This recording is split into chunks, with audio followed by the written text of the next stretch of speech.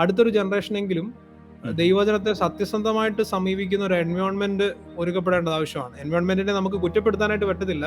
Foundation ഇല്ലാതെ നമ്മളൊരു കാര്യം പണിയുന്നത് പോലെ ആയിരിക്കും തീർച്ചയായിട്ടും. ഈ ഒരു കോണ്ടെക്സ്റ്റ് ഒന്നും മനസ്സിലാക്കാതെ, അല്ലെങ്കിൽ ഹിസ്റ്റോറിക്കൽ ബാക്ക്ഗ്രൗണ്ടോ ഇത് ആരോട് പറഞ്ഞു എന്നുള്ള കാര്യങ്ങളൊന്നും മനസ്സിലാക്കാതെ എന്നെ സന്തോഷിപ്പിച്ച വാക്യം എന്നാണ്. അപ്പൊ അതിനകത്ത് തെറ്റില്ല. തീർച്ചയായിട്ടും ദൈവവചനം നമ്മളെ സന്തോഷിപ്പിക്കും. ആത്യന്തികമായ ആത്മീക സന്തോഷത്തിലേക്ക് നമ്മളെ നയിക്കുകയാണെന്നുള്ള ദൈവവചനത്തിന്റെ പർപ്പസ്. പക്ഷെ ഇവിടെ ആസ് എ പ്രീച്ചർ ഞാൻ ഇത്രയൊക്കെ പെന്റക്കോസ്റ്റൽ ജാർഗൺസ് ആഡ് ചെയ്തില്ലെങ്കിൽ ജനം ഏറ്റെടുക്കത്തില്ല എന്നൊരു തോന്നല്.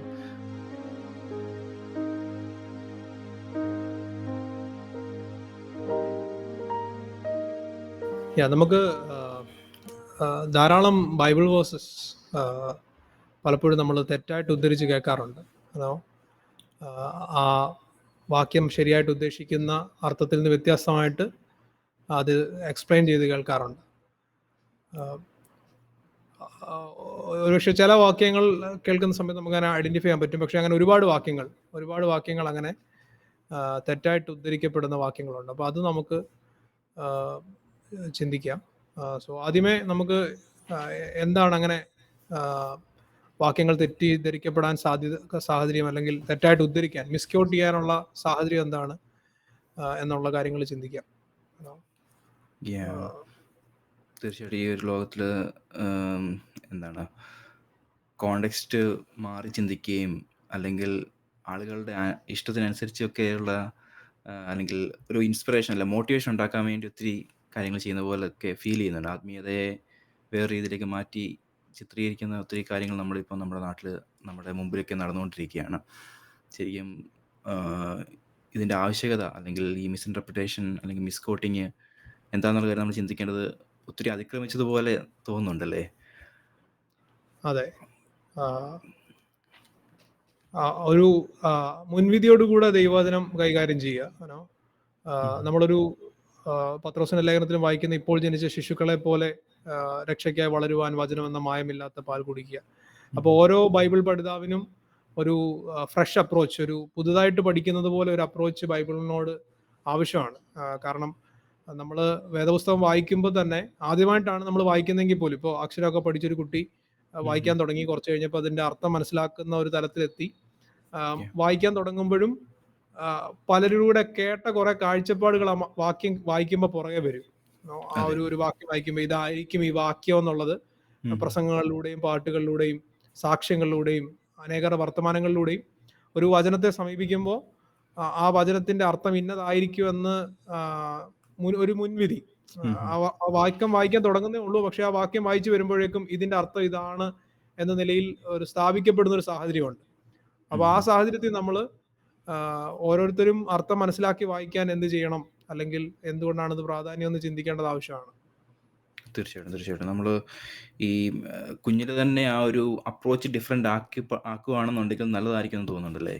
അതായത് അവർക്ക് ആ ഒരു വേഴ്സ് വായിക്കുന്നുണ്ടെ മോനെ, അത് വായിക്കുന്നുണ്ടെ ആ ഒരു വാക്യം മാത്രമല്ല അതിൻ്റെ മേളിലും താഴെയും കൂടെ ഉള്ളത് വായിച്ചിട്ട് ഒരു ഡിഫറെൻ്റ് അപ്രോച്ചിലേക്ക് നിങ്ങൾ പോയേ ഒക്കത്തുള്ളൂ എന്നുള്ളൊരു രീതിയിൽ പോയില്ലെങ്കിൽ ശരിക്കും പറഞ്ഞാൽ നെക്സ്റ്റ് ഒരു ജനറേഷനിലും ഇതേ ട്രെൻഡ് പോകാൻ കണ്ടിന്യൂ ചെയ്യാനുള്ള ചാൻസ് വളരെ കൂടുതലാണ്. അതെ, അതൊരു കൂട്ടായിട്ടുള്ള ഒരു എഫേർട്ടാണ് അതിനകത്ത് ആവശ്യം. ഞാൻ പലപ്പോഴും ചിന്തിച്ചിട്ടുള്ള ഒരു കാര്യമാണ്, ഒരു അടുത്തൊരു ജനറേഷനെങ്കിലും, ഇപ്പൊ നമ്മുടെ ഒരു ജനറേഷന് കിട്ടാത്തൊരു കാര്യമാണ്, അടുത്തൊരു ജനറേഷനെങ്കിലും ദൈവവചനത്തെ സത്യസന്ധമായിട്ട് സമീപിക്കുന്ന ഒരു എൻവയോൺമെന്റ് ഒരുക്കപ്പെടേണ്ടത് ആവശ്യമാണ്. എൻവയോൺമെന്റിനെ നമുക്ക് കുറ്റപ്പെടുത്താനായിട്ട് പറ്റത്തില്ല. ഇൻഡിവിജ്വൽ റെസ്പോൺസിബിലിറ്റിയാണ് ദൈവവചനത്തിന്റെ സത്യങ്ങൾ അന്വേഷിക്കുക, പഠിക്കുക എന്നുള്ളത്. പക്ഷെ അന്നേരം തന്നെ ഒരു എൻവയോൺമെന്റ് ഒരുക്കി കൊടുക്കുക എന്നുള്ളൊരു ഉത്തരവാദിത്വം മുതിർന്നവർക്കുണ്ട്. അവര് വചനത്തെക്കുറിച്ചുള്ള ഒരു സത്യസന്ധമായ കാഴ്ചപ്പാടുകളിൽ വളരണം. ദൈവം എങ്ങനെയാണോ തന്നെ വെളിപ്പെടുത്താൻ ആഗ്രഹിക്കുന്നത് ആ നിലയിൽ അവർ മനസ്സിലാക്കി വളരാൻ ഇടയാകണം. വേദപുസ്തകത്തെ നമ്മൾ അങ്ങനെയാണല്ലോ പറയുന്നത്, ദൈവത്തിന്റെ സെൽഫ് റെവലേഷൻ, ദൈവം സ്വയം വെളിപ്പെടുത്തുന്നതാണ് വേദപുസ്തകം. വേദപുസ്തകത്തെ എന്തായി കാണുന്നു എന്നുള്ളതനുസരിച്ചിരിക്കും ആ ഒരു കാഴ്ചപ്പാട്. അപ്പോൾ ഒരു കൂട്ടായ ശ്രമം ആവശ്യമാണ്. അടുത്തൊരു ജനറേഷൻ വചനത്തിന്റെ സത്യത്തിൽ വളരാനായിട്ട് സത്യസന്ധമായിട്ടൊരു സമീപനം വചനത്തോട് ഉണ്ടാകുക, ആ സത്യങ്ങൾ തന്നെ കുഞ്ഞുങ്ങൾ കേട്ട് വളരാൻ ഇടയാകുക എന്നുള്ളൊരു ആവശ്യകത നമ്മുടെ മുമ്പിലുണ്ട്. ഒരു ലേണിംഗ് കർവ് നമുക്ക് ഉണ്ടാക്കി കൊടുക്കണം. ഇപ്പം നമ്മളാണെങ്കിൽ പോലും ആദ്യം നമുക്ക് ഒത്തിരി കാര്യങ്ങൾ നമ്മൾ പഠിച്ചു വെച്ചിട്ടുണ്ട്. അപ്പോൾ ആ കാര്യങ്ങളൊക്കെ നമ്മൾ ആദ്യം എടുത്ത് അൺലേൺ ചെയ്തതിന് ശേഷം മാത്രമേ നമുക്കൊരു നെക്സ്റ്റ് ജനറേഷനിലേക്ക് നമുക്കിത് കൊടുക്കാനൊക്കത്തുള്ളൂ എന്നാണ് എനിക്ക് തോന്നുന്നത്. കാരണം നമ്മൾക്കിപ്പം നമ്മൾ പഠിച്ചു വെച്ചിരിക്കുന്ന കുറേ തെറ്റുകൾ നമ്മൾ നെക്സ്റ്റ് ജനറേഷനോട് പാസ് ഓൺ ചെയ്യുകയാണെന്നുണ്ടെങ്കിൽ അവർക്കും വലിയ വ്യത്യാസങ്ങളൊന്നും ഉണ്ടാകുമെന്ന് തോന്നുന്നില്ല. സോ അപ്പം നമ്മളുടെ ഒരു ആറ്റിറ്റ്യൂഡ് അപ്പോൾ അതിനകത്ത് ആദ്യം ഒന്ന് ചേഞ്ച്ഡ് ആകണ്ടേ. അപ്പം അതെ അതെ നമ്മൾക്കൊരു അപ്രോച്ച്, നമ്മൾ ബൈബിൾ പഠിക്കുന്നതാണെങ്കിലും നമ്മൾ ബൈബിൾ വായിക്കുന്നതിനാണെങ്കിലും നമ്മളുടെ ഒരു അപ്രോച്ച് ആദ്യം ചേഞ്ച്ഡ് ആവണം അല്ലേ? അതെ നമ്മൾ എന്താണ് വേദപുസ്തകം എന്നുള്ളൊരു കാര്യം ബേസിക് ആയിട്ട് എന്താണ് വേദപുസ്തകം. ഇപ്പം ഉം ഉം. വേദപുസ്തകം എന്ന് പറയുന്നത് ഒരാള് ഒറ്റയ്ക്കിരുന്ന് എഴുതിയ ഒരു കാവ്യസമാഹാരം അല്ലെങ്കിൽ ഒരു വലിയ കാവ്യം എന്ന നിലയിലോ അല്ലെങ്കിൽ ആ ഒരു നിലയിലല്ല വേദപുസ്തകത്തെ കാണുന്നത്. എന്താണ് വേദപുസ്തകം എന്ന് വ്യത്യസ്തമായിട്ട് മനസ്സിലാക്കേണ്ടത് ആവശ്യമാണ്. ഞാൻ ഇങ്ങനെ ചിന്തിക്കുന്നത്, അതായത് വേദപുസ്തകത്തെ ഒരു മാന്ത്രിക പുസ്തകമായിട്ട് കാണുന്നവർ കാണും. അതിനകത്ത് ഏതെങ്കിലുമൊക്കെ വാക്യങ്ങൾ എടുത്ത് നമ്മൾ പ്രഖ്യാപിച്ചാൽ അതുപോലെ സംഭവിക്കും, ആ നിലയിൽ കാണുന്നവർ കാണും. അല്ലെങ്കിൽ വേദപുസ്തകത്തെ ഒരു ഐശ്വര്യത്തിന്റെ ഒരു പ്രതീകമായിട്ട് വേദപുസ്തകം വീട്ടിൽ വെച്ചാൽ വീട്ടിൽ ഐശ്വര്യം വരും. അപ്പൊ ഇതൊക്കെ വേദപുസ്തകത്തെ കുറിച്ചുള്ള തെറ്റിദ്ധാരണകളാണ്. അപ്പൊ ഈ പുസ്തകം ശരിയായിട്ട് മനസ്സിലാകണമെങ്കിൽ ഈ പുസ്തകം എന്താണെന്നൊരു ശരിയായ ധാരണ ഉണ്ടാകണം. അപ്പൊ അതിൽ നിന്ന് വ്യത്യസ്തമാണ് പുസ്തകം എന്താണെന്ന് പുസ്തകം നമ്മളെ പരിചയപ്പെടുത്തുന്നു. അതിൽ നിന്ന് വ്യത്യസ്തമാണ് നമ്മുടെ ചിന്തകളെങ്കിൽ ആ ശരിയായ ചിന്തകളിലേക്ക് നമ്മൾ വരണം. വേദപുസ്തകം ദൈവത്തെ വെളിപ്പെടുത്തുന്ന ദൈവത്തിന്റെ വെളിപ്പാടാണ്. എഴുതപ്പെട്ട ചരിത്രത്തിൽ വെളിപ്പെട്ട ദൈവത്തിന്റെ വെളിപ്പാടാണ്, എഴുതപ്പെട്ട രേഖയാണ് വേദപുസ്തകം എന്ന നിലയിൽ വേദപുസ്തകത്തെ മനസ്സിലാക്കുമ്പോൾ നമ്മുടെ കാഴ്ചപ്പാട് വേദപുസ്തകത്തെ കുറിച്ചുള്ള വ്യത്യാസമാകും. തീർച്ചയായിട്ടും. എന്തുകൊണ്ടായിരിക്കും ഇങ്ങനെ ഒരു നമ്മൾ പറയില്ല മിസ്ഇൻറ്റർപ്രിട്ടേഷൻ അല്ലെങ്കിൽ മിസ്കോട്ടിങ് ആൾക്കാർ ഇഷ്ടപ്പെടാനും ഒക്കെ ഒരു കാരണം ഉണ്ടാവുമല്ലോ? തീർച്ചയായിട്ടും പല കാരണങ്ങൾ ഉണ്ടാകുമല്ലോ. അപ്പം നമുക്കത് എങ്ങനെ നമുക്ക് ക്ലാസിഫൈ ചെയ്യാൻ പറ്റും, അല്ലെങ്കിൽ എങ്ങനെ നമുക്ക് എക്സ്പ്ലെയിൻ ചെയ്യാൻ പറ്റും ഇതിനെ? പല കാരണങ്ങളുണ്ടാവും. ഇപ്പോൾ ഒന്ന് ഞാൻ ചിന്തിക്കുന്നത്, വേദപുസ്തകം എന്താണെന്ന് മനസ്സിലാക്കാതെ വേദപുസ്തകം വായിക്കുന്നു. പിന്നെ വേദപുസ്തകം എങ്ങനെ പഠിക്കണമെന്ന് മനസ്സിലാക്കാതെ വേദപുസ്തകം വായിക്കുന്നു. കാരണം നമ്മൾ ഉൽപ്പത്തി മുതൽ വെളിപ്പാട് വരെ കവർ ടു കവർ വായിക്കുന്നതിനെ നമ്മൾ പലപ്പോഴും പ്രോത്സാഹിപ്പിക്കാറുണ്ട്. പക്ഷെ അങ്ങനെ വായിക്കുമ്പോഴും നമ്മൾ മനസ്സിലാക്കേണ്ട ഒരു കാര്യം, അവിടെ എന്താണ് അവിടെ പ്രോഗ്രസ് ചെയ്ത് വരുന്നത്. അപ്പോൾ കഴിഞ്ഞ ദിവസങ്ങളിൽ ഞാൻ ബൈബിളിന്റെ ഹിസ്റ്ററി പഠിക്കാൻ ഇടയായ സമയത്തും ചിന്തിച്ചു, ആ ഹിസ്റ്ററി ലൈനോട് ചേർന്ന് നമ്മൾ വേദപുസ്തകത്തെ മനസ്സിലാക്കുമ്പോൾ ഇതൊരു ഹിസ്റ്ററിയിൽ സംഭവിച്ച ഇവന്റ്സ് ആണ്. അതിനൊരു പുരോഗതി ഉണ്ടാകുന്നുണ്ട്, അതിന്റെ പ്രവചനങ്ങൾക്കൊരു നിവൃത്തി ഉണ്ടാകുന്നുണ്ട്. ഇതെല്ലാം കൂടെ ആ ഒരു കണക്ഷൻ മനസ്സിലാക്കി നമ്മൾ വായിക്കുമ്പോൾ നമ്മൾ വേദപുസ്തകത്തെ കാണുന്നത് ഏതെങ്കിലും വാക്യങ്ങൾ എവിടുന്നെങ്കിലും എടുത്ത് നമ്മൾ ഒരു അർത്ഥം നിരൂപിക്കുകയല്ല, ഒരു സങ്കല്പിക്കുകയല്ല, മറിച്ച് ഈ ചരിത്ര വഴികളിലൂടെ കടന്നു വന്ന ദൈവിക വെളിപ്പാടുകളുടെ ഒരു പഠനം എന്ന നിലയിൽ വേദപുസ്തകത്തെ സമീപിക്കുമ്പോൾ നമ്മുടെ സമീപനം വ്യത്യസ്തമായിരിക്കും. ആ ഒരു historical view of reading the Bible. മോശ അല്ലെങ്കിൽ ആദാമിന്റെ കാലത്ത് സംഭവിച്ച കാര്യത്തെ അത് ആദാമിന്റെ കാലത്ത് സംഭവിച്ച കാര്യമായിട്ട് കാണുന്നു. അബ്രഹാമിന്റെ സംഭവിച്ച കാലം, അല്ലെങ്കിൽ മോശയുടെ സമയത്ത്, രാജാക്കന്മാരുടെ സമയത്ത്, പിന്നീട് പ്രവാസത്തിനും അതിനുശേഷം അവർ മടങ്ങി വന്നു. അങ്ങനെ ആ ഒരു പുരോഗതി മുമ്പോട്ട് വന്ന് ക്രിസ്തുവിൽ വരുന്നു. ക്രിസ്തുവിന് ശേഷം ആദിമ നൂറ്റാണ്ടിലെ സഭ. അപ്പൊ ഈ സമയങ്ങളിലൊക്കെ സംഭവിച്ച വാക്യങ്ങൾ, അല്ലെങ്കിൽ ആ സമയങ്ങളിലൊക്കെ പറഞ്ഞിരിക്കുന്ന വാക്യങ്ങളെ ആ സാഹചര്യങ്ങളിൽ ഉള്ള വാക്യങ്ങളായിട്ട് കാണണം. അപ്പോഴാണ് നമ്മൾ ഏത് രീതിയിലാണ് ഇതിനെ സമീപിക്കേണ്ടതെന്ന് മനസ്സിലാകുന്നത്. അപ്പൊ അങ്ങനെ കാണാനായിട്ട് സന്നദ്ധമാകാത്തതാണ് പലപ്പോഴും നമ്മൾ വചനം തെറ്റിദ്ധരിക്കാൻ ഒരു കാരണമെന്ന് ഞാൻ ചിന്തിക്കുന്നത്. എപ്പോഴും നമ്മൾ ഒരു ബാക്ക്ഗ്രൗണ്ട് സ്റ്റഡി നമുക്ക് എപ്പോഴും വേണം. ഒരു ബൈബിൾ വേഴ്സ് എടുക്കുമ്പം ബാക്ക്ഗ്രൗണ്ട് സ്റ്റഡി അതല്ല ഉദ്ദേശിക്കുന്നത്. ആ ഒരു ഇപ്പൊ ആരോട് പറഞ്ഞു, എപ്പോൾ പറഞ്ഞു, അല്ലെങ്കിൽ എന്താണ് അതിന്റെ റീസൺ, അത് പറയാനുള്ള റീസൺ എന്താന്നൊക്കെയുള്ള ഒരു കാര്യം നമ്മൾ ചിന്തിച്ചിട്ട് മാത്രം ആ ഒരു വേഴ്സ് പഠിക്കുന്നു പറഞ്ഞേ അതിന്റെ കോണ്ടെക്സ്റ്റും എല്ലാം മനസ്സിലാവുന്നുണ്ടേ ആ ഒരു എൻ്റയർ പിക്ചർ മനസ്സിലാവും അല്ലേ? തീർച്ചയായിട്ടും അത് നമ്മൾ മിസ് ഔട്ട് ആക്കി പോയി കഴിഞ്ഞാൽ ശരിക്കും പറഞ്ഞാൽ എന്താണ്, ഫൗണ്ടേഷൻ ഇല്ലാതെ നമ്മൾ ഒരു കാര്യം പണിയുന്നത് പോലെ ആയിരിക്കും. തീർച്ചയായിട്ടും ഈ ഒരു കോണ്ടെക്സ്റ്റ് ഒന്നും മനസ്സിലാക്കാതെ, അല്ലെങ്കിൽ ഹിസ്റ്റോറിക്കൽ ബാക്ക്ഗ്രൗണ്ടോ ഇത് ആരോട് പറഞ്ഞു എന്നുള്ള കാര്യങ്ങളൊന്നും മനസ്സിലാക്കാതെ നമ്മൾ ശരിക്കും അങ്ങനെ പറയുന്നുണ്ടെങ്കിൽ ഒരു ചുമ്മാതെ നമ്മുടെ ആവശ്യത്തിന് വേണ്ടി ചുമ്മാതെ കെട്ടിപ്പണുന്നത് പോലെ ഒരു തോന്നലുണ്ടായി പോവും. തീർച്ചയായിട്ടും അത് ഭയങ്കര ഒരു ഫോള് തന്നെയാണ്, ഒരു വീഴ്ച തന്നെയാണ് അത്. അങ്ങനെ ഒരു പഠിപ്പിക്കൽ ഉണ്ടാകുമ്പം നമ്മൾ ആ ഒരു കാര്യത്തെ, ബൈബിളിനെ പറ്റി അല്ലെങ്കിൽ വചനത്തിന്റെ ആഴത്തെ പറ്റി മനസ്സിലാക്കാതെ നമ്മുടെ ഇഷ്ടത്തിനനുസരിച്ച് എടുത്ത് മാറ്റുന്ന ഉടനെ ശരിക്കും പറഞ്ഞാൽ നമ്മൾ ചതിക്കപ്പെടുവാണെന്നുള്ള കാര്യം നമ്മൾ മറന്നു പോവുകയാണ്. അതെ, ആ യാഥാർത്ഥ്യം മറച്ചു വെക്കപ്പെടുകയാണ്. യാഥാർത്ഥ്യത്തിലുള്ള കാര്യം മനസ്സിലാകുക എന്നുള്ളതാണ്. അതെ, അതെ, അതെ. ഇല്ലെങ്കിൽ അത് പൊരുത്തക്കേടുകളും ഉണ്ടാവും. ഒരു ഉം, കാര്യം ഉം. പറഞ്ഞു വരുന്ന സമയത്ത് ഇപ്പോൾ പലപ്പോഴും നമ്മൾ ദൈവവചനം ഷെയർ ചെയ്യാറുള്ളത് പ്രസംഗങ്ങളിലൂടെയാണ്. തീർച്ചയായും അതിന് അതിൻ്റെതായ പങ്കുണ്ട്. ഉം, ഉം. അപ്പൊ അവിടെ ഒരു മറുചോദ്യം വരുന്നില്ല, ഒരു മോണോലോഗ സംഭവിക്കുന്നു. എന്നാൽ അതൊരു അതെ. ഡയലോഗ് ആയിട്ട് നമ്മൾ സംസാരിക്കുമ്പോഴായിരിക്കും പല കാര്യങ്ങൾക്കും ചോദ്യങ്ങൾ വരുന്നത്. അപ്പൊ നമ്മൾ ശരിയായിട്ട് വ്യാഖ്യാനിക്കുകയാണെങ്കിൽ നമുക്ക് ചോദ്യങ്ങൾക്ക് ശരിയായിട്ട് ഉത്തരം കൊടുക്കാനായിട്ട് പറ്റും. പക്ഷെ ഉം, തെറ്റായിട്ട് ഉം. വ്യാഖ്യാനിക്കുമ്പോൾ നമുക്ക് ഇത് പൊരുത്തപ്പെടത്തില്ല തമ്മിൽ. ഒരു കാര്യം പറഞ്ഞു വരുന്നു, ആ വാക്യത്തെ ഈ രീതി വ്യാഖ്യാനിക്കുന്നു, അതിന് വിരുദ്ധമായിട്ടായിരിക്കാം യാഥാർത്ഥ്യം. സോ അന്നേരം അതിനെ ആ, ചോദ്യങ്ങൾക്ക് ഉത്തരം കൊടുക്കാനായിട്ട് ഇപ്പോൾ ഒത്തിരി പൊരുത്തക്കേടുകൾ ഉണ്ടാകും. അപ്പം അത് കേൾവിക്കാരിൽ തന്നെ പ്രായോഗിക തലത്തിൽ വരുമ്പോൾ സംശയങ്ങൾ ഉണ്ടാവും. ഞാൻ മനസ്സിലാക്കുന്നത് യൗവനക്കാർ പലർക്കും വിശ്വാസത്തിൽ മടുപ്പ് തോന്നുന്നതിന്റെ പിന്നിലെ ഒരു കാരണവും ഉം, ഉം. ദൈവവചനം ശരിയായിട്ട് കേൾക്കാത്തതാണ്. അപ്പോൾ ആളുകൾ പുറമേ പറയുന്നത് അവർ ദൈവവചനം കേൾക്കുന്നുണ്ടായിരുന്നു, ദൈവവചനം അവർക്ക് അറിയാം എന്നുള്ള നിലയിലാണ്. പക്ഷെ ദൈവവചനത്തെ ശരിയായ നിലയിൽ അവർ കേട്ടിട്ടില്ല. ഉം, ഉം, ഉം, അപ്പോ ഉം. കേൾക്കാതിരുന്ന ഒരാളെക്കാളും പ്രിവിലേജിനാണ് ഇവർ. കേട്ടിട്ടുണ്ട്, പക്ഷെ കേൾക്കേണ്ടതുപോലെ അല്ല കേട്ടിരിക്കുന്നത്, ഉം, കേൾക്കേണ്ട ഉം. അർത്ഥത്തിലല്ല അവർക്ക് പറഞ്ഞു കൊടുത്തിരിക്കുന്നത്. Yeah. അപ്പൊ അവിടുന്ന് അവര് പിന്മാറിപ്പോയി എന്ന് പറഞ്ഞു കഴിഞ്ഞാൽ ഓൾറെഡി അവര് മുന്നേറിയിട്ടില്ല. അവര് തെറ്റിദ്ധാരണയിൽ വ്യാജത്തിലാണ് ആയിരുന്നത്. Yeah. വചനത്തെ കുറിച്ചുള്ള ഒരു വ്യാജമായ ഒരു സങ്കല്പമാണ് അവർക്ക് ഉണ്ടായിരുന്നത്. അത് പ്രായോഗിക ജീവിതത്തിൽ വർക്കൗട്ട് ആവത്തില്ല. ഒത്തിരി പൊരുത്തക്കേടുകൾ അഭിമുഖീകരിക്കാനായിട്ട് ഇടയാകും. Yeah. ഇതിന്റെ ഒരു ആപ്ലിക്കേഷൻ ലെവൽ വരുമ്പോഴത്തേക്കിന് അവർ എക്സ്പെക്ട് ചെയ്യുന്ന പോലെ ആകത്തില്ല ഈ വചനം. അവര് മനസ്സിലാക്കിയിരിക്കുന്ന കാര്യങ്ങള് അതെ, പ്രാവർത്തികമാകാൻ പറ്റുന്നില്ല എന്നൊരു തോന്നലില് അതൊരു ഡിസപ്പോയിന്റ്മെന്റിലേക്ക് ശരിക്കും പോകുന്നുണ്ടല്ലേ? അതെ, അതെ, അതെ. ശരിയാണ്. തീർച്ചയായിട്ടും അത് വളരെ ദുഃഖകരമായിട്ടൊരു കാര്യമാണ്. ഇപ്പം ഇപ്പം ഞാനിപ്പോൾ ഒരു കാര്യം എനിക്ക് കിട്ടുമെന്നുള്ള കാര്യത്തിൽ ഞാൻ സോ കോൾഡ് വിശ്വസിച്ച് പ്രാർത്ഥിക്കുന്നു, അല്ലെങ്കിൽ ഞാനൊരു വാക്യത്തെ ക്ലെയിം ചെയ്തുകൊണ്ട് പ്രാർത്ഥിക്കുന്നു. പക്ഷേ അതിൻ്റെ അർത്ഥം ദൈവവചനത്തിൽ ഡിഫറൻ്റ് ആയിരുന്നു. അപ്പോൾ ഞാൻ അതെ, ശരിക്കും ഡിസപ്പോയിന്റഡ് ആവുന്നതുകൊണ്ട് ഞാൻ ശരിക്കും ദൈവത്തിലുള്ള ആശ്രയമാണ് ശരിക്കും നഷ്ടമാകുന്നത്. അതെ, അല്ലേ ഈ നമ്മൾ മിസ്കോട്ടഡ് അല്ലെങ്കിൽ മിസ്ഇൻറ്റർപ്രറ്റഡ് ബൈബിൾ വേർഡ്സ് ഉണ്ടാകുന്നെന്ന് പറയുമ്പോഴത്തേക്കും നമ്മൾ ശരിക്കും പറഞ്ഞാൽ ഒരു വ്യക്തിയെ ശരിക്കും വിശ്വാസത്തിൽ നിന്ന് തന്നെ വലിച്ചു മാറ്റുവാൻ തക്കതായിട്ടുള്ള ഇമ്പാക്റ്റ് ക്രിയേറ്റ് ചെയ്യുന്ന ഒരു കാര്യമാണെന്നുള്ള കാര്യം നമ്മൾ ചിലപ്പോഴും ചിന്തിക്കുന്നില്ല നമ്മളത്. തീർച്ചയായിട്ടും. അല്ലേ യേശു അത് കാര്യം ശരി. നടന്നാൽ തെറ്റിദ്ധരിപ്പിച്ച ആൾക്ക് സ്തുതിയും, കാര്യം നടന്നില്ലെങ്കിൽ എക്സാക്ട്ലി. ദൈവത്തിന് പഴിയും വരുന്ന ഒരു സാഹചര്യമാണ്.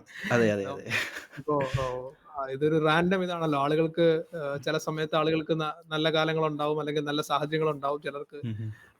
മോശം അനുഭവങ്ങളുണ്ടാവും. അത് എല്ലാ മനുഷ്യനും, വിശ്വാസി എന്നോ അവിശ്വാസി എന്നോ ഇല്ലാതെ ഭൂമിയിലുള്ള എല്ലാ മനുഷ്യനും ഉണ്ടാവുന്നതാണ്.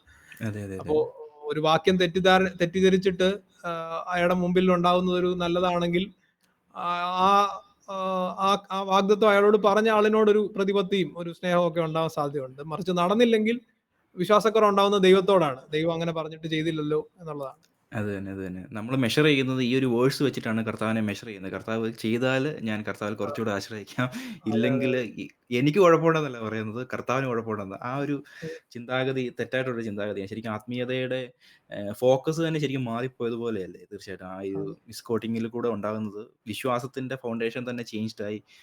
ഫോക്കസ് ദൈവത്തിൽ നിന്ന് വ്യക്തി കേന്ദ്രീകൃതമായിട്ട് മാറുന്നുവോ എന്നൊക്കെ എന്നുള്ള കാര്യം ശരിക്കും നമ്മൾ ചെക്ക് ചെയ്യേണ്ടത് അതെ. വളരെ അത്യാവശ്യമായിട്ടുള്ള കാര്യം അത്. ശരിയാണ്. ഒത്തിരി നമ്മളിങ്ങനെ പണ്ടത്തെ പല കാര്യങ്ങളും ചിന്തിച്ച് നോക്കുന്നുടനെ നമ്മളും പലപ്പോഴും ചതിക്കപ്പെട്ടിട്ടുണ്ടല്ലോ.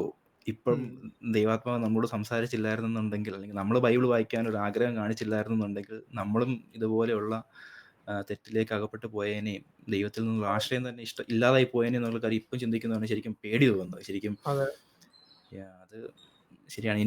ഇനിയത്തെ ആളുകളെങ്കിലും, ഇനിയത്തെ ജനറേഷനെങ്കിലും ആ ഒരു ചിന്ത മാറ്റി ആഹ് യഥാർത്ഥമായിട്ട് ഇപ്പോൾ ഒരു നമ്മൾ ലിറ്ററേച്ചർ തന്നെ നമ്മൾ പലപ്പോഴും ആ ഒരു കോണ്ടെക്സ്റ്റ് നമ്മൾ ചിന്തിക്കാറുണ്ട്. അല്ലേ സെക്യുലർ ബുക്സൊക്കെ. ഇതുകൊണ്ട് ആ ഒരു സെയിം പേടിയും അല്ലെങ്കിൽ ആ ഒരു സെയിം വെയിറ്റ് നമുക്ക് എന്തുകൊണ്ട് ബൈബിളിനും അല്ലെങ്കിൽ ആത്മീയതയ്ക്കും നമുക്ക് കൊടുക്കാൻ പറ്റുന്നില്ല എന്നുള്ളത് തികച്ചും വേദനാജനകമായിട്ടുള്ള കാര്യമാണ്. yeah. Yeah. ശരിയാണ്. നമുക്ക് ആക്ച്വലി ഇത് ഇങ്ങനെ ചിന്തിക്കുന്നതുതന്നെ ഇപ്പം നമ്മൾ പറഞ്ഞു എന്താണ് ബൈബിളിൻ്റെ കോണ്ടെക്സ്റ്റ് അല്ലെങ്കിൽ ബാക്ക്ഗ്രൗണ്ട് അറിയണം, ഹിസ്റ്റോറിക് എവിഡൻസസ് നമ്മൾ ചെക്ക് ചെയ്യണം, കോണ്ടെക്സ്റ്റും ഒക്കെ മനസ്സിലാക്കണം എന്ന് പറഞ്ഞു.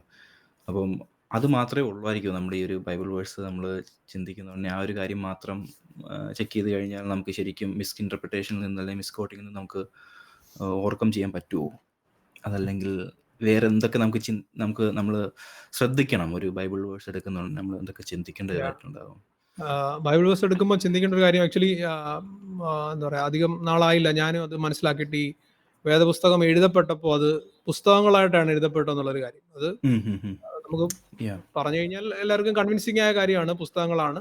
ചില പുസ്തകങ്ങൾ ഒന്നും രണ്ടും പാർട്ടായിട്ടുള്ളതും പല പാർട്ടായിട്ടുള്ളതും ഒരുമിച്ചാക്കിയതായിട്ടുള്ള പുസ്തകങ്ങളുണ്ട്. ചില പുസ്തകങ്ങൾ സെപ്പറേറ്റ് ഇൻഡിവിജ്വൽ സിംഗിൾ യൂണിറ്റ് ആയിട്ടുള്ള പുസ്തകങ്ങളുണ്ട്. അപ്പൊ ഈ പുസ്തകങ്ങൾ തന്നെ ഇതിനകത്ത് അധ്യായങ്ങളായിട്ടും വാക്യങ്ങളായിട്ടും തിരിച്ചത് വളരെ കാലത്തിന് ശേഷമാണ്. ഞാൻ മനസ്സിലാക്കുന്നത് 1227 അത് അധ്യായങ്ങളായിട്ട് തിരിക്കുന്നത്. 1555 അത് വേഴ്സസ് ആയിട്ട് തിരിക്കുന്നത്, വാക്യങ്ങളായിട്ട് തിരിക്കുന്നത്. അപ്പൊ അതുവരെ വേദപുസ്തകം അങ്ങനെ അധ്യായങ്ങളായിട്ടോ വാക്യങ്ങളായിട്ടോ തിരിച്ചിരുന്നില്ല. അധ്യായങ്ങളായിട്ടോ വാക്യങ്ങളായിട്ടോ തിരിച്ചത് റെഫർ ചെയ്യാനുള്ള സൗകര്യത്തിനാണ്. അതുകൊണ്ടാണ് നമുക്കിപ്പോ ഒരു വേഴ്സ് പറഞ്ഞു കഴിഞ്ഞാൽ എടുക്കാൻ പറ്റുന്നത്. പക്ഷേ അത് കാര്യം എഴുതിയവരാരും അപ്പോൾ അപ്പോസ്തലനായ പൗലോസ് ലേഖനം എഴുതുമ്പോഴോ അല്ലെങ്കിൽ ഹെസ്കേൽ ഒരു പ്രവചനം പുസ്തകം എഴുതുമ്പോഴോ ഒന്നും വാക്യം നമ്പർ ഇട്ടല്ലല്ലോ എഴുതുന്നത്. ഇപ്പൊ നമ്മളാണെങ്കിലും ഒരു പുസ്തകമോ ലെറ്ററോ എഴുതുമ്പോഴൊന്നും നമ്പർ ഇട്ടല്ല എഴുതുന്നത്. അപ്പൊ ഈ നമ്പേഴ്സ് വന്നത് പിന്നീടാണ്. അപ്പൊ ആ വേദപുസ്തക വായനയിൽ നമ്മൾ ചെയ്യേണ്ട ഒരു കാര്യം വെച്ചാൽ വേദപുസ്തകം പഠിക്കുമ്പോൾ, വേദപുസ്തകം മനസ്സിലാക്കാനായിട്ട് പഠിക്കുമ്പോൾ ഈ നമ്പേഴ്സിനെ നമ്മൾ ഇഗ്നോർ ചെയ്യണം എന്നുള്ളതാണ്. ഇതൊരു സിംഗിൾ യൂണിറ്റ് ബുക്കാണ്. Numbers are there for the reference purpose. ഇപ്പോ ലൈബ്രറി നമ്മൾ ചെല്ലുമ്പോൾ ലൈബ്രറിയൻ ഇടുന്ന അല്ലെങ്കിൽ അവിടുത്തെ ലൈബ്രറിയിൽ ഉപയോഗിക്കുന്ന ഒരു നമ്പറിംഗ് സിസ്റ്റം കാണും. അപ്പൊ ആ നമ്പർ ബുക്കിന്റെ ഓതർ അതിന് റെസ്പോൺസിബിൾ ആയിട്ടുള്ള കാര്യമല്ല. ആ നമ്പർ ലൈബ്രറിയുടെ സൗകര്യത്തിന് വേണ്ടിയുള്ള നമ്പറാണ്. അപ്പൊ ഒരിക്കലും ആ നമ്പർ വെച്ചിട്ട് നമ്മൾ ലൈബ്രറി ആ ഓതറിനെയോ ബുക്കിനെയോ കുറിച്ച് നമ്മൾ ചിന്തിക്കാനായിട്ട് പറ്റത്തില്ല. കാര്യം അത് റെഫറൻസ് സൗകര്യത്തിന് വേണ്ടിയിട്ടാണ്, എളുപ്പം കണ്ടെത്താനുള്ള സൗകര്യത്തിന് വേണ്ടിയാണ് ആ നമ്പർ അവിടെ കിടക്കുന്നത്. എന്ന് പറഞ്ഞതുപോലെ തന്നെ ഇതിനകത്തെ നമ്പറും ഇങ്ങനെ ഒരു സൗകര്യത്തിന് വേണ്ടിയിട്ടാണ്, ക്യോട്ട് ചെയ്യാനുള്ള സൗകര്യത്തിന് വേണ്ടിയാണ് കിടക്കുന്നത്. പക്ഷെ അത് ഗുണത്തിനായിട്ട് ചെയ്തൊരു കാര്യം ദോഷത്തിനായിട്ട് തീർന്നൊരവസ്ഥയാണ്. അപ്പൊ അതുകൊണ്ട് നമ്മൾ ഈ വാക്യങ്ങളെ അതിനകത്തുനിന്ന് അടർത്തിയെടുക്കാൻ പറ്റുന്ന ഒന്നാണെന്നുള്ള രീതിയിൽ ചിന്തിക്കുന്നു. അപ്പൊ നമ്മള് ഇപ്പം അത് പല സാഹചര്യങ്ങളിൽ ഇപ്പൊ കാണാതെ പഠിക്കുമ്പോൾ, അപ്പൊ കൂടുതൽ വാക്യങ്ങൾ കാണാതെ പഠിക്കണം എന്ന് പറയുമ്പോൾ പെട്ടെന്ന് ഈ വേഴ്സസ് നോക്കുമ്പോൾ ചെറിയ വാക്യങ്ങൾ നോക്കിയാണ് കാണാതെ പഠിക്കുന്നത്. അപ്പൊ അങ്ങനെ നോക്കുന്ന സമയത്ത് ചില വാക്യങ്ങൾ ചെറിയ വാക്യങ്ങളാണ്, അപ്പൊ അത് കാണാതെ പഠിക്കുന്നു. അപ്പൊ പല പുസ്തകങ്ങളിലെ ഓരോരോ വാക്യങ്ങളാണ് കാണാതെ പഠിക്കുന്നത്. അപ്പൊ ആ വാക്യങ്ങൾ ഏത് സാഹചര്യത്തിലാണ് അവിടെ പറയുന്നത് നമ്മൾ ചിന്തിക്കാനായിട്ട് മെനക്കെടുന്നില്ല. കാരണം അതിനൊരു നമ്പർ ഉണ്ട്. അപ്പൊ അതൊരു സെപ്പറേറ്റ് വാക്യമായിട്ടാണ് കണക്കാക്കുക. അപ്പൊ നമ്മള് മിസ്ക്യൂട്ട് ചെയ്യാതിരിക്കാൻ നമ്മൾ ശ്രദ്ധിക്കേണ്ട ഒരു കാര്യം, ഒരു വാക്യത്തെയും ഒറ്റപ്പെട്ടതായിട്ട് കാണാതിരിക്കുക എന്നുള്ളതാണ്. ഓരോ വാക്യവും ഒരു പുസ്തകത്തിന്റെ ഭാഗമാണ് എന്ന് മനസ്സിലാക്കി നമ്മൾ വായിക്കുക എന്നുള്ളതാണ് ഒരു കാര്യം. മറ്റു കാര്യങ്ങളും ഉണ്ടാവുമല്ലോ. മറ്റെന്ത് കാര്യങ്ങളായിരിക്കും ഉണ്ടാകുക? അതായത് നമ്മൾ ശ്രദ്ധിക്കേണ്ടത് ഇപ്പം നമുക്ക് വേറെ ചെക്ക് ചെയ്യേണ്ട ഒരു കാര്യം എന്ന് വെച്ചാൽ, നമ്മളെപ്പോഴും ഇപ്പം കോണ്ടാക്ട്സ് നമ്മൾ ഇമ്പോർട്ടൻ്റ് ആയിട്ടുള്ള കാര്യം, തീർച്ചയായിട്ടും കോണ്ടാക്ട്സ് ഇമ്പോർട്ടൻ്റ് ആണ്. പിന്നെ ഇപ്പം പറഞ്ഞ ബുക്കിൻ്റെ കാര്യത്തിൽ ബുക്കിൻ്റെ സെപ്പറേഷൻസ് ഉണ്ടാകുന്നെന്ന് പറഞ്ഞു. അപ്പം ആ ഒരു ചിലപ്പം ചില സമയത്ത് ഇപ്പം രണ്ടാമത്തെ അധ്യായം എന്ന് പറയുമ്പോൾ ഒന്നാമത്തെ അധ്യായത്തിൻ്റെ പകുതി ചിലപ്പം ഇതിനകത്തോട്ട് ആഡ് ചെയ്യേണ്ടതായിരുന്നിരിക്കാം. ഇപ്പം പല വേഴ്സസും അങ്ങനെ സ്കിപ്പായി പോകുന്നുണ്ട്. ഇപ്പം ബ്രദർ പറഞ്ഞ ആ ഒരു കാര്യം തന്നെ ഞാൻ ഒന്നുകൂടെ വേറൊരു രീതിയിൽ റീഫ്രേസ് ചെയ്യുവാണ്. അപ്പം ശരിക്കും പറഞ്ഞാൽ ബൈബിളിൻ്റെ ആ ഒരു എൻറ്റയർ ടെക്സ്റ്റിനെ മൊത്തത്തിൽ നമ്മൾ ചിന്തിക്കുമ്പോൾ നമുക്കത് കുറച്ചുകൂടെ മനസ്സിലാവും. പക്ഷെങ്കിൽ നമ്മളുടെ ടൈം കൺവീനിയൻസ് ആണ് നമ്മളെപ്പോഴും നോക്കുന്നത്. നമുക്ക് ആ ഒരു ടൈം സ്പെൻഡ് ചെയ്യാൻ പറ്റുന്നില്ല. ഇപ്പം ടൈം സ്പെൻഡ് ചെയ്യാൻ പറ്റുവാണെന്നുണ്ടെങ്കിൽ നമുക്കിപ്പോൾ ഒരു എൻറ്റയർ ബുക്ക് നമുക്ക് മൊത്തത്തിൽ വായിച്ച് പഠിക്കാനും ഒക്കെയുള്ള സമയം, നമുക്ക് ആ ഒരു ആഗ്രഹം നമുക്കുണ്ടായിരുന്നുണ്ടെങ്കിൽ ഈ ഒരു മിസ് കോട്ടിങ് ഉണ്ടാകത്തില്ലായിരിക്കും. പിന്നെ നമ്മൾ എക്സ്പെക്റ്റ് ചെയ്യുന്ന ഒരു കാര്യം എന്ന് വെച്ചാൽ, നമുക്കൊരു ഷോർട്ട് ആൻഡ് സ്വീറ്റ് ഒരു ഓഡിയൻസിനെ അട്രാക്ട് ചെയ്യാൻ വേണ്ടിയുള്ള രീതിയിലായിരിക്കരുത് ഒരിക്കലും, അല്ലെങ്കിൽ നമ്മൾക്ക് സെൽഫ് സാറ്റിസ്ഫാക്ഷൻ ഉണ്ടാകാൻ വേണ്ടി ആയിരിക്കരുത് നമ്മൾ ഒരിക്കലും ബൈബിളിനെ ഇൻറ്റർപ്രറ്റ് ചെയ്യേണ്ടത് അല്ലെങ്കിൽ കോട്ട് ചെയ്യേണ്ടത്. അല്ലേ? ഇപ്പം ഇത്രയും കാര്യങ്ങൾ നമ്മൾ ഇത്രയും പറഞ്ഞു. അപ്പം ഇതിനകത്ത് നിന്ന് നമ്മൾ ഇതൊക്കെ ചിന്തിച്ചിട്ട് വേണം ഈവൻ നമ്മൾ ഓരോരുത്തരും ബൈബിളിൻ്റെ വാക്യങ്ങൾ എടുത്ത് ഇനിയും ആണെങ്കിൽ പോലും ചിന്തിക്കാൻ വേണ്ടിയായിട്ട്. അപ്പം എനിക്ക് എൻ്റെ എക്സ്പെക്റ്റേഷൻസ് അനുസരിച്ച് അല്ലെങ്കിൽ എൻ്റെ നീഡ്സിന് വേണ്ടിയല്ല ബൈബിൾ എഴുതിയേക്കുന്നത്. അതിനേക്കാളപ്പുറമായിട്ട് ഇത് എന്നെ ഇറ്റേണിറ്റി അല്ലെങ്കിൽ നിത്യതയിലേക്ക് എത്തിക്കാൻ വേണ്ടിയാണ് വചനം എടുത്തിരിക്കുന്ന കാര്യം എപ്പോഴും വായിക്കുമ്പം ആസ് എ റീഡർ ഞാൻ എപ്പോഴും ചിന്തിക്കേണ്ട ഒരു കാര്യമാണ്. ഇല്ല, ഇപ്പം അതിൽ ശരിക്കും പറഞ്ഞാൽ ആ ഒരു ഭയം നമ്മുടെ ഉള്ളിലുണ്ടെങ്കിൽ, ആ ഒരു ഫോക്കസ് നമ്മുടെ ഉള്ളിലുണ്ടെങ്കിൽ, ഇപ്പം ഞാൻ നെക്സ്റ്റ് ടൈം ബൈബിൾ വായിക്കുന്നുണ്ടെങ്കിൽ എനിക്ക് കുറച്ചുകൂടെ ഫോക്കസ്ഡ് ആയിട്ട് ബൈബിൾ വായിക്കാൻ പറ്റും. അപ്പോൾ ആ ഒരു മിസ് കോട്ടിങ്ങിലേക്ക് പോകുന്നതിൽ നിന്ന് എന്നെ ഒരു പരിധി വരെ ബൗണ്ടറി ഇട്ട് കാക്കുന്ന ഒരു ഘടകമായിരിക്കും ഇത്. ഒരു ടെമ്പററി അല്ലെങ്കിൽ ഈ ഒരു 60 വർഷത്തിലേക്ക് വേണ്ടിയുള്ള ഒരു കാര്യത്തിന് വേണ്ടി അല്ല ഞാൻ ഇതിനു വേണ്ടി പ്രിപ്പയർ ആകുന്നത്. But I'm just preparing my life according to the word of God for an eternity. ആ ഇറ്റേണിറ്റി പർപ്പസിന് വേണ്ടിയാണ് ദൈവവചനം എൻ്റെ ഉള്ളിൽ നൽകിയിരിക്കുന്നത് എന്നുള്ള ബോധ്യം. അതെ തീർച്ചയായിട്ടും ആ ഒരു ഫോക്കസ് ശരിക്കും പറഞ്ഞാൽ ഒന്നുകൂടെ നമ്മൾക്ക് ദൈവവചനത്തിലേക്ക് മടങ്ങി വരാൻ വേണ്ടിയും അല്ലെങ്കിൽ ദൈവവചനത്തെ ആ ഒരു റെസ്പെക്ട് കൊടുക്കാൻ പറ്റുമെന്നാണ് എനിക്ക് മനസ്സിലായ ഒരു കാര്യമാണ്. ഞാൻ ഇങ്ങനെ ബൈബിൾ വായിച്ചപ്പോൾ എനിക്ക് മനസ്സിലായ ഒരു കാര്യം, ഈ ഒരു കാര്യം എനിക്ക് തോന്നിയതാണ്. അതെ. കാരണം ആദ്യം പറഞ്ഞതുപോലെ ബൈബിള് എന്താണെന്ന് മനസ്സിലാക്കി വായിക്കുക, ബൈബിള് എങ്ങനെയാണ് വായിക്കേണ്ടത് മനസ്സിലാക്കുക. അതിനോടൊപ്പം ഇപ്പൊ പറഞ്ഞതുപോലെ ബൈബിൾ എന്തിനു വേണ്ടിയാണെന്നുള്ളതും മനസ്സിലാക്കി വായിക്കുക. ഇപ്പോൾ തിമോത്തിയോസിനോട് എഴുതുമ്പോൾ പൗലോസ് പറയുന്നുണ്ട്, എല്ലാ തിരുവെഴുത്തും ദൈവനിശ്വാസ്യമാകിയാൽ ദൈവത്തിന്റെ മനുഷ്യൻ സകല സൽപ്രവൃത്തിക്കും വക പ്രാപിച്ച് തികഞ്ഞവനാകേണ്ടതിന് ഉപദേശത്തിനും ശാസനത്തിനും ഗുണീകരണത്തിനും നീതിയിലെ അഭ്യാസത്തിനും പ്രയോജനമുള്ളതാകും.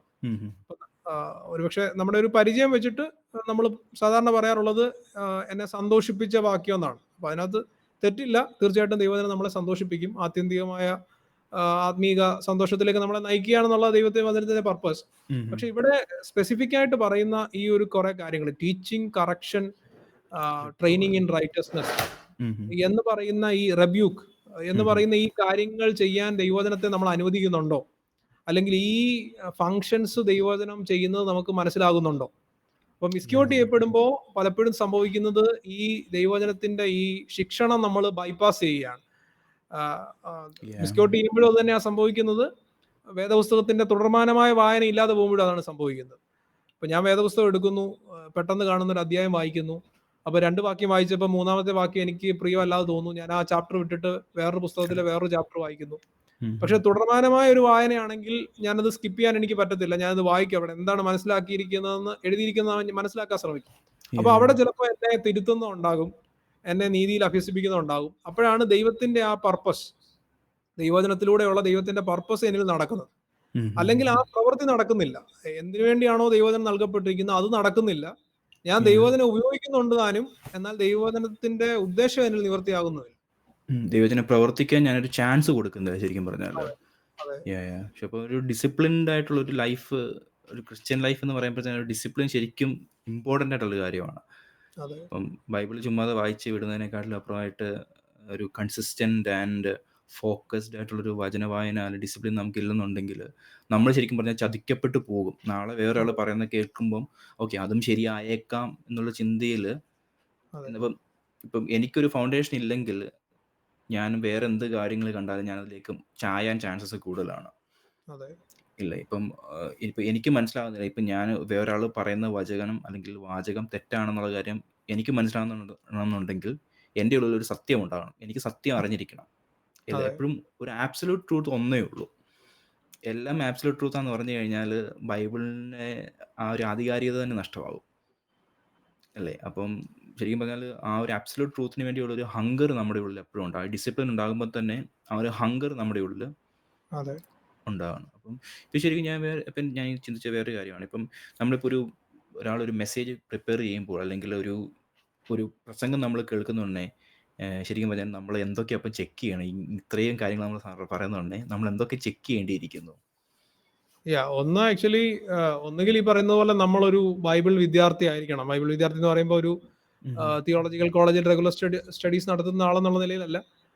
അങ്ങനെ നടത്താൻ സാഹചര്യമുള്ളവരെല്ലാം അങ്ങനെ പഠിക്കണമെന്ന് ആണ് ഞാൻ പേഴ്സണലി എൻകറേജ് ചെയ്യാറുള്ളത്. പക്ഷെ അങ്ങനെ ഒരു സാഹചര്യം ഇല്ലെങ്കിൽ പോലും വ്യക്തിപരമായിട്ട് നമ്മളൊരു ബൈബിളിന്റെ ഒരു ഡിലിജന്റ് സ്റ്റുഡന്റ് ആണെങ്കിൽ ഏകദേശം എല്ലാ പുസ്തകങ്ങളെക്കുറിച്ചും അല്ലെങ്കിൽ കുറഞ്ഞത് പഴയ നിയമവും പുതിയ നിയമവും തമ്മിലുള്ള വ്യത്യാസം എന്താണ്, പഴയ നിയമത്തെ നമ്മൾ എങ്ങനെയാണ് മനസ്സിലാക്കേണ്ടത്, പുതിയ നിയമത്തെ നമ്മൾ എങ്ങനെയാണ് മനസ്സിലാക്കേണ്ടത്, വേദപുസ്തകത്തിന്റെ കേന്ദ്ര വിഷയം എന്താണ്, ബൈബിളിലെ ഓരോ വാക്യവും ഏത് കേന്ദ്രത്തിലേക്കാണ് വിരൽ ചൂണ്ടുന്നത്, ഇങ്ങനെ ഒരു ധാരണ ഒരു ബൈബിളിനെ ഗൗരവമായിട്ട് പഠിക്കുന്ന, വ്യക്തിപരമായ ജീവിതത്തിൽ പഠിക്കുന്ന ഒരാൾക്കുണ്ടാവും. അപ്പൊ അയാളെ സംബന്ധിച്ചിടത്തോളം ഒരു പ്രസംഗം കേൾക്കുന്ന സമയത്ത് ആ വ്യാഖ്യാനിക്കുന്ന രീതി കേൾക്കുമ്പോൾ തന്നെ, അല്ലെങ്കിൽ ആ വ്യാഖ്യാനത്തിൽ കൂടെ പറയാൻ ശ്രമിക്കുന്ന ദൂത് കേൾക്കുമ്പോൾ തന്നെ ഇത് ശരിയായ വ്യാഖ്യാനമാണോ കൊണ്ടുവരുന്നത് അല്ലയോ എന്നുള്ളത് മനസ്സിലാക്കാനായിട്ട് പറ്റും.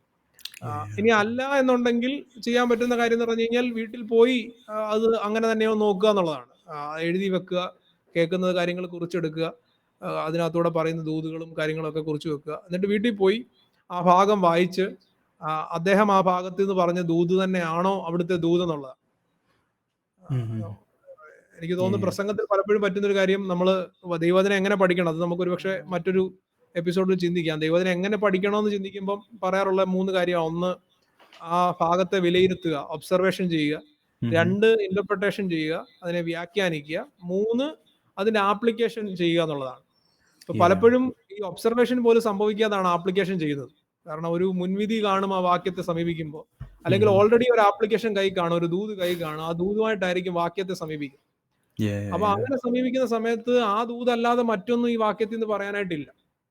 പക്ഷേ നമ്മള് ദൈവത്തിന്റെ വചനമാണ്. ദൈവത്തിന്റെ വചനം എന്ന് പറയുമ്പം ഇറ്റ്സ് ഗോഡ് ഹു സ്പീക്സ്. അപ്പൊ ദൈവം പറയുന്നത് കേൾക്കാനിരിക്കുമ്പം നമുക്ക് കേൾക്കാൻ ഒരു ക്ഷമ ഉണ്ടാവണം. എന്താണ് അവിടെ ഉദ്ദേശിക്കുന്നത്, അവിടെ എന്താണ് പറഞ്ഞുകൊണ്ടിരിക്കുന്നത് എന്നുള്ള കാര്യം. അപ്പൊ ഒന്നുകിൽ ഒരു ഡിവിജൻ സ്റ്റുഡന്റ് ആണെങ്കിൽ പ്രസംഗം കേൾക്കുമ്പോൾ ആ പ്രസംഗം കേൾക്കുന്ന സമയത്ത് തന്നെ അയാൾക്ക് ഡിസൈൻ ചെയ്യാനായിട്ട്, മനസ്സിലാക്കാനായിട്ട് പറ്റും. ഇനി അല്ല, അങ്ങനെ ഒരു മച്യൂരിറ്റിയിലേക്ക് വന്നിട്ടില്ലാത്ത ആളാണെങ്കിൽ കുറിച്ചെടുത്ത് വീട്ടിൽ പോയിട്ട് ആ ഭാഗം ഒന്നുകൂടെ വായിക്കുകയും മനസ്സിലാക്കുകയും ചെയ്യുമ്പോൾ കണ്ടെത്താനായിട്ട് കഴിയും. ഇപ്പം ചിലപ്പം എനിക്ക് തോന്നിയിട്ടുള്ള കാര്യം അതാണ്, ഈ പ്രസംഗിക്കുന്നവരാണെങ്കിൽ പോലും കേൾക്കുന്നവരാണെങ്കിൽ പോലും ഇവർ എക്സ്പെക്ട് ചെയ്യുന്ന കുറേ കാര്യങ്ങളുണ്ട് ഇല്ലേ? ഇപ്പം ഫോർ എക്സാമ്പിൾ, ഇപ്പോൾ എനിക്ക് ഈ ഒരാഴ്ചയിൽ എനിക്കൊരു വിടുതൽ, അല്ലെങ്കിൽ ഇനിയൊരു നമുക്ക് പെൻഡക്കോസ്റ്റൽ കുറേ ജാർഗൺസ് ഉണ്ടല്ലോ. അപ്പോൾ ഇതൊക്കെ പ്രസംഗത്തിലില്ല എന്നുണ്ടെങ്കിൽ ജനത്തിന് അത് എത്രത്തോളം അക്സെപ്റ്റബിൾ ആകും എന്നുള്ളൊരു തോന്നൽ 2 പാർട്ടീസിനും ഉണ്ട്. ഇപ്പം ആസ് എ പ്രീച്ചർ ഞാൻ ഇത്രയൊക്കെ പെൻഡക്കോസ്റ്റൽ ജാർഗൺസ് ആഡ് ചെയ്തില്ലെങ്കിൽ ജനം ഏറ്റെടുക്കത്തില്ല എന്നൊരു തോന്നൽ. അല്ല, ജനം ആഗ്രഹിക്കുന്നത് ഇന്നൊക്കെ കാര്യങ്ങൾ പറഞ്ഞില്ല, വിടുതൽ, ബന്ധനം, അല്ലെങ്കിൽ അങ്ങനത്തെ കുറേ വാക്കുകൾ പറഞ്ഞില്ലെന്നുണ്ടെങ്കിൽ പ്രസംഗത്തിന് ഒരു ഗുമ്മില്ലായിരുന്നു തോന്നുന്ന ഒരു തോന്നല്. ശരിക്കും പറഞ്ഞാൽ ഇത് ശരിക്കും എങ്ങനെ നമുക്ക് മാറ്റിയെടുക്കാൻ പറ്റും? ഈ ഒരു ദൈവവചനം പഠിക്കാനൊരു ആഗ്രഹവും ഒക്കെ നമുക്ക് ഇൻസ്റ്റിങ്ക്ട് ചെയ്യേണ്ട, അല്ലെങ്കിൽ അവരുടെ ഒരു ഇൻസ്പിറേഷൻ കൊടുക്കേണ്ടത് വളരെ അത്യാവശ്യമല്ലേ? അതെ, തീർച്ചയായിട്ടും. നമുക്ക് ആക്ച്വലി എന്താ പറയാ, ഇപ്പോ കർത്താവ് തന്നെ പറയുന്ന പോലെ ദൈവസന്തതി ആയവൻ ദൈവവചനം കേൾക്കുന്നു. അത് വീണ്ടെടുത്തിന്റെ പ്രത്യേകതയാണ്, നിർമ്മല സുവിശേഷത്തെ സ്വീകരിക്കാനുള്ള ഒരു പ്രാപ്തി ഉണ്ടാകുക എന്നുള്ളത്. അപ്പോ വീണ്ടും ജനനം സംഭവിക്കാത്തടുത്ത്, മാനസാന്തരം സംഭവിക്കാത്തടുത്ത് ആളുകൾക്ക് മാനസാന്തരത്തിലേക്ക് നയിക്കാത്ത താൽക്കാലിക സൗകര്യങ്ങൾ, താൽക്കാലിക വിടുതലുകൾ നൽകുന്ന ദൂതുകളാണ് അവർക്ക് തൃപ്തി വരിക. അപ്പൊ അതിന്റെ റൂട്ട് കോസ് എന്ന് പറയുന്നത് ആ ട്രൂ റിപ്പന്റൻസിലാണ് കിടക്കുന്നത്. ശരിയായ മാനസാന്തരം വന്ന വ്യക്തിക്ക് ആ വ്യക്തി കൂടുതൽ ശുദ്ധീകരിക്കപ്പെടാനായിട്ടുള്ള വചനത്തിനായിട്ടാണ് കാതോർക്കുന്നത്. അപ്പൊ അല്ലാത്ത വ്യക്തിയെ സംബന്ധിച്ചോളം ആ വ്യക്തിക്ക് ഇതാണ് വേണ്ടത്. ഇനി ട്രൂ റിപ്പന്റ് നമ്മൾ അങ്ങനെ ഒരു ജനറലൈസ് ചെയ്ത് ജഡ്ജ് ചെയ്യുകയല്ല, അങ്ങനെ ജഡ്ജ് ചെയ്യാനായിട്ട് കഴിയില്ല. വീണ്ടും ജനിച്ചവർ തന്നെ ആയിരിക്കാം, ശരിയായ മാനസാന്തരം വന്നവർ തന്നെ ആയിരിക്കാം. പക്ഷെ അവർക്ക് ലഭ്യമാകുന്നതെല്ലാം ഇങ്ങനത്തെ താൽക്കാലിക ദൂതുകളാണെങ്കിൽ അവർ ഇതിനപ്പുറമുള്ള ഒരു ദൈവിക പദ്ധതിയെക്കുറിച്ച് ചിന്തിക്കാൻ ഇടയില്ല. അങ്ങനെ ഒരു എന്താ പറയാ, മാനസികമായിട്ട് അല്ലെങ്കിൽ ഒരു ആത്മീക മരവിപ്പിൽ അങ്ങനെ തുടരാനായിട്ട് ഇടയുണ്ട്. അപ്പൊ അവരെ അതിൽ നിന്ന് തിരിച്ചു കൊണ്ടുവരിക എന്നുള്ളതാണ് ശുശ്രൂഷകന്മാരുടെ ദൗത്യം. അതിൽ എനിക്ക് തോന്നുന്നു മീൻസ് വേദപുസ്തകാടിസ്ഥാനത്തിൽ നമ്മൾ ചിന്തിച്ചു കഴിഞ്ഞാൽ, ഒന്ന്, മാതാപിതാക്കൾക്ക് ഒരു വലിയ റോളുണ്ട്, സഭാ ശുശ്രൂഷകന്മാർക്ക് ഒരു വലിയ റോളുണ്ട്. കാര്യം ഈ ഒരു മീറ്റിങ്ങിന് വന്ന് പ്രസംഗിച്ചു പോകുന്നവർ പലതും പ്രസംഗിച്ചു പോകും. പക്ഷെ അവർ മേയിക്കുന്ന ആടുകളെ പത്യവചനത്തിൽ മേയിക്കുക എന്നുള്ളൊരു ഉത്തരവാദിത്വം, അത് നമ്മുടെ പല സഭകളുടെ സിസ്റ്റം അനുസരിച്ച് ഇനി 3 വർഷമേ കിട്ടിയുള്ളെങ്കിലും കിട്ടിയ വർഷം കൊണ്ട് ഇതെന്താണ് എന്തല്ലെന്ന് പറഞ്ഞു കൊടുക്കാൻ. കാരണം ഇനി വിടുതൽ പ്രസംഗിച്ചാലും 3 വർഷമേ കാണത്തുള്ളൂ, സത്യം പറഞ്ഞാലും 3 വർഷമേ കാണത്തുള്ളൂ. പക്ഷെ സത്യം പറഞ്ഞു കഴിഞ്ഞാൽ കുറച്ചു പേരെങ്കിലും ആ സത്യത്തിൽ നിലനിൽക്കാൻ ഇടയാകും. അപ്പോ അത് സത്യസന്ധമായിട്ട് ചെയ്യുക എന്നുള്ളതാണ്. ദൈവം പ്രതിഫലം നൽകും. ദൈവമാണ് ശുശ്രൂഷയ്ക്ക് വിളിച്ചതെങ്കിൽ, അപ്പോസ്തലൻ പൗലോസ് പറയുന്ന പോലെ, കരുണ ലഭിച്ചിട്ട് ശുശ്രൂഷ ഉണ്ടായവരാണെങ്കിൽ ദൈവവചനത്തിൽ കൂട്ടുചേർക്കാതെ സംസാരിക്കണം, ഉപായം പ്രയോഗിക്കരുത്. ആ തേജസ്സുള്ള സുവിശേഷത്തിന്റെ പ്രകാശനം ശരിയായിട്ട് ശോഭിക്കാനായിട്ട് ഒരു ട്രാൻസ്പെറന്റ് ഒരു മീഡിയം ആയിട്ട് നിന്ന് കൊടുക്കണമെന്നുള്ളതാണ്. നമ്മുടെ ഫോക്കസ് ലൈക്ക് പീപ്പിൾ പ്ലീസിംഗിൽ നിന്ന് ഗോഡ് പ്ലീസിംഗിലേക്ക് മാറണം. അതെ, ഇപ്പം ആൾക്കാർ കൈയടിച്ചില്ലെങ്കിലും അല്ലെങ്കിൽ ആമയം പറഞ്ഞില്ലെങ്കിലും ഞാൻ സത്യവചനം പ്രസംഗിക്കുമെന്നുള്ളൊരു തൻ്റെ ഇടം ദേവദാസന്മാരും, ഞാൻ അടച്ചാക്ഷേപിച്ച് പറയുമല്ല, ദേവദാസന്മാരും ആ ഒരു ധൈര്യം എടുക്കുകയാണെന്നുണ്ടെങ്കിൽ തീർച്ചയായിട്ടും ഒത്തിരി മാറ്റങ്ങൾ നമുക്ക് സഭകളിലും കുഞ്ഞുങ്ങളുടെ ജീവിതത്തിലും അല്ലെങ്കിൽ നെക്സ്റ്റ് ജനറേഷൻ്റെ ഉള്ളിൽ നമുക്ക് ഉണ്ടാക്കാൻ പറ്റും എന്നുള്ള കാര്യം തീർച്ചയായിട്ടും സത്യമായിട്ടുള്ള കാര്യമാണ്. പിന്നെ നമ്മളും പുതുതായിട്ട് സുവിശേഷ വേലയിലേക്ക് ഇറങ്ങുന്ന ഇപ്പോ കുറെ നാളായവരോട് തിരുത്തിയെടുക്കാൻ പലപ്പോഴും പ്രയാസമാണ്. പക്ഷെ പുതുതായിട്ട് സുവിശേഷ വേലയിൽ ഇറങ്ങാൻ ആഗ്രഹമുള്ളവരുണ്ടെങ്കിൽ, അല്ലെങ്കിൽ ഇപ്പോൾ ദൈവദിനം പ്രസംഗിക്കാനും പാടാനും ഒക്കെ ശുശ്രൂഷിക്കാനും ഒക്കെ താല്പര്യപ്പെട്ട് മുമ്പോട്ട് വരുന്നവരോട് നമുക്ക് പറയാൻ പറ്റുന്നത്, നിങ്ങള് നിങ്ങളെ വിളിച്ചവനെ നോക്കുക എന്നുള്ളതാണ്. ശുശ്രൂഷ നൽകുന്നത് ദൈവമാണ്. അതെ, നിങ്ങൾ നാളെ നിൽക്കേണ്ടത് ദൈവത്തിന്റെ മുമ്പിലാണ്. തീർച്ചയായിട്ടും. ഒരുപക്ഷെ നിങ്ങൾ വചനത്തെ തെറ്റായിട്ട് വ്യാഖ്യാനിച്ച് ആളുകളെ കയ്യിലെടുക്കുന്നവരാണെങ്കിൽ നിങ്ങൾക്ക് ചുരുങ്ങിയ സമയം കൊണ്ട് നല്ലതായിട്ട് സമ്പാദിക്കാനായിട്ട് കഴിയുമായിരിക്കും. പക്ഷെ ദൈവത്തിന്റെ മുമ്പിൽ നമ്മൾ ഒരു നാൾ നിൽക്കേണ്ടി വരും എന്നുള്ളൊരു യാഥാർത്ഥ്യമുണ്ട്. മാത്രമല്ല, തീർച്ചയായിട്ടും. ഈ ഭൂമിയിൽ തന്നെ നമ്മുടെ ഇത്രയും ശ്രോതാക്കളെ നമുക്ക് ലഭിക്കുമ്പോൾ അവരുടെ രക്ഷയ്ക്ക് വേണ്ടി ഉള്ളത് നമ്മൾ നൽകാതെ, മറിച്ച് അവരുടെ രക്ഷയെ നമ്മൾ നശിപ്പിക്കുക ചെയ്തു. ഞാൻ കഴിഞ്ഞ ദിവസം ഒരു ദേവദാസൻ പറയുന്ന ഒരു ഒബ്സർവേഷൻ ശ്രദ്ധിച്ചത്, ദൈവവൈതലിന് ബന്ധനമില്ല, പക്ഷെ ഈ ബന്ധനം പറഞ്ഞു പറഞ്ഞ് അവനെ ബന്ധിക്കുകയാണ്. കാര്യം ആളുകൾക്ക് മാനസികമായിട്ടൊരു ഒരു ഒരു ബോണ്ടേജ് ഉണ്ടാവുമല്ലോ. ഇപ്പൊ നമ്മള് പറഞ്ഞു പേടിപ്പിക്കാന്ന് പറയാം. നമ്മൾ ഈ കുഞ്ഞുങ്ങളെ കുറിച്ച് ഞാൻ പലപ്പോഴും ചിന്തിക്കാവുന്ന കാര്യമാണ്. ഈ കുഞ്ഞുങ്ങൾക്ക് പേടി ഉണ്ടാവുന്നത്, കുഞ്ഞുങ്ങളായിരിക്കുമ്പോൾ അവർക്ക് പേടിയില്ല. മാതാപിതാക്കൾക്ക് ഇവരുടെ പുറകെ ഓടാൻ പറ്റാത്തതുകൊണ്ട് ഇവർ പറഞ്ഞു പേടിപ്പിക്കും. ഇരുട്ടത്ത് പോകരുത്, ഇരുട്ടത്ത് എന്തെങ്കിലും പ്രേതമുണ്ട്, അല്ലെങ്കിൽ ചോറുണ്ണണം, ചോറുണ്ടില്ലെങ്കിൽ എന്തെങ്കിലും ജീവി വരും. അപ്പൊ ഈ സാധനങ്ങളെല്ലാം ഇട്ട് കൊടുക്കുന്നത് നമ്മളാണ്. ഇല്ലെങ്കിൽ ഒരു കൊച്ചു കുഞ്ഞിനെ നമ്മൾ വിട്ടു കഴിഞ്ഞാൽ അത് ഇരുട്ടത്ത് പോയി ഇരിക്കും. എന്തെങ്കിലും ഇഴജന്തുക്കളെ കണ്ടാൽ അതിനെയും പോയി പിടിക്കും. അതിന് ഭയമില്ല. അപ്പൊ ഭയപ്പെടുത്തി പിന്നീട് നമ്മൾ ആ ഭയം മാറ്റം നടക്കുകയാണ്. എന്ന് പറഞ്ഞതുപോലെ രക്ഷിക്കപ്പെട്ട ഒരു ദൈവവേദനയിൽ യാതൊരു ബന്ധനവും ഇല്ല. പക്ഷെ അവന് ബന്ധനം ഇല്ലെങ്കിൽ നമ്മുടെ ശുശ്രൂഷയ്ക്ക് സ്കോപ്പ് ഇല്ലെന്ന് കരുതി ബന്ധനം ഉണ്ടെന്ന് പറഞ്ഞ് അവൻ സ്വയം ചിന്തിക്കുകയാണ്, എനിക്കൊരു ബന്ധനമുണ്ട്, എനിക്ക് ആരെങ്കിലും ഒന്ന് പ്രാർത്ഥിച്ച്, ആരെങ്കിലും ഒന്ന് കൈവച്ച് എന്റെ ബന്ധനം അഴിക്കണം. അപ്പം ആ ഒരു പാഴ്വേലയിലേക്ക് പോകേണ്ട കാര്യമില്ല. ഇവിടെ ദൈവവചനത്തിന്റെ ഒരു വലിയ ഖനി, എന്താ പറയാ, unexplored treasures of the world ഇങ്ങനെ നിൽക്കുകയാണ്. എനിക്ക് തോന്നുന്നു ഒരു ദിവസം പറഞ്ഞു, ആക്ച്വലി എബ്രായ ലേഖനത്തില് അവൻ തേജസ്സിന്റെ പ്രഭയും തത്വത്തിന്റെ മുദ്രയും എന്നൊക്കെ 1-ാം നൂറ്റാണ്ടിൽ എഴുതി വെച്ചത് അന്നത്തെ ഓഡിയൻസിനോട്. അത് ഇപ്പോഴും നമുക്ക് പിടികിട്ടുന്നില്ല എന്തുവാണ്. എന്നാലും അന്നത് എഴുതിയല്ലോ. അപ്പൊ ആ ക്രിസ്തുവിനെ കുറിച്ച്, ക്രിസ്തുവിന്റെ ദൈവത്വത്തെ കുറിച്ചാണ് സംസാരിക്കുന്നത്. അപ്പോ ഒട്ടും മായമില്ലാതെ, ഒട്ടും മയപ്പെടുത്താതെ, ഒരു താൽക്കാലിക ആവേശത്തിന് വേണ്ടി അല്ലാതെ എന്താണ് വചനം പറയുന്നതെന്ന് പറയേണ്ടത് ആവശ്യമാണ്. തീർച്ചയായിട്ടും. ഇത് എഴുതിയത് അവർ അത്രയും ദൈവസന്നിധിയിൽ നിന്ന് പ്രാപിച്ചിട്ടല്ലേ തീർച്ചയായിട്ടും അവർ എഴുതിയത്. അപ്പം നമ്മൾ അതിനെ വേറൊരു രീതിയിലേക്ക് മാറ്റിക്കളയുന്ന പറഞ്ഞാൽ ദൈവത്തോടുള്ള ഒരു അവിശ്വസ്തതയാണ് ശരിക്കും നമ്മൾ അതിനകത്ത് കാണിക്കുന്ന കാര്യം നമ്മൾ നോക്കണം. അത് പിന്നെ നമ്മൾ പലപ്പോഴും ഈ ആത്മീയത എന്നുള്ള പേര്, അല്ലെങ്കിൽ ആത്മീയതയുടെ അർത്ഥം പലപ്പോഴും മാറിപ്പോയിട്ടുണ്ട് അല്ലേ. ഈ ആത്മീയത എന്ന് പറയുമ്പോഴത്തേക്കിനും പലപ്പോഴും ആൾക്കാർ വിചാരിക്കുന്നത് ഈ ചർച്ചയിൽ വന്ന് പ്രാർത്ഥിച്ചിട്ട് പോകുന്നതാണ് ആത്മീയ ജീവിതം എന്ന് പറഞ്ഞ് ജീവിക്കുന്ന, അല്ലെങ്കിൽ ആ ഒരു 3 hours അല്ലെങ്കിൽ 4 hours മാത്രമുള്ളൊരു ലൈഫ് സ്റ്റൈലായിട്ട് മാറിപ്പോയിട്ടുണ്ട് പലപ്പോഴും. അല്ലെങ്കിൽ ഈ അത് ശരിക്കും പറഞ്ഞാൽ റിലീജിയോസിറ്റിയും സ്പിരിച്വാലിറ്റിയും തമ്മിൽ ഒത്തിരി ഡിഫറൻസസ് ഉണ്ടെന്നുള്ള കാര്യം നമ്മൾ മനസ്സിലാക്കുന്നില്ല. ഇപ്പോൾ ചർച്ചിലാണെങ്കിൽ പോലും റിലീജിയനാണ് പ്രൊമോട്ട് ചെയ്യുന്നത്, അല്ലെങ്കിൽ മതം എന്നുള്ള കാര്യത്തെപ്പറ്റി പ്രൊമോട്ട് ചെയ്യുന്നത്. പക്ഷേ ഈ യഥാർത്ഥമായിട്ട് ദൈവവുമായിട്ടുള്ള ബന്ധമാണ് ആത്മീയ ജീവിതം, അല്ലെങ്കിൽ ആത്മീയത എന്നുള്ള കാര്യത്തെപ്പറ്റി പഠിപ്പിക്കപ്പെടുന്നില്ല. അപ്പോൾ ശരിക്കും ആ ഒരു ട്രാൻസ്ഫോർമേഷൻ, ആ ഒരു ടീച്ചിങ് ചേഞ്ച് ഉണ്ടാകുന്നുണ്ടെങ്കിൽ വചനത്തോടുള്ള ആഗ്രഹം, ഒരു ആർത്തി ഉണ്ടാകും. അങ്ങനെ ആ ഒരു വാക്കങ്ങ് പറയുക, വചനത്തോടൊരു ആർത്തി ഉണ്ടാവുമല്ലേ, അല്ലെങ്കിൽ കണ്ടെത്തി ഭക്ഷിക്കുന്ന ഒരു മെന്റാലിറ്റിയിലേക്ക് ആ ഒരു ദൈവജനം വരുവാൻ തക്കോണം ഇടയായിത്തീരും. അപ്പം ശരിക്കും മൊത്തത്തിലൊരു റീസ്ട്രക്ചറിങ് എന്ന് പറയണം എന്ന് തന്നെ പറയുകയാണ്. റീസ്ട്രക്ചറിങ് ആവശ്യമാണ്.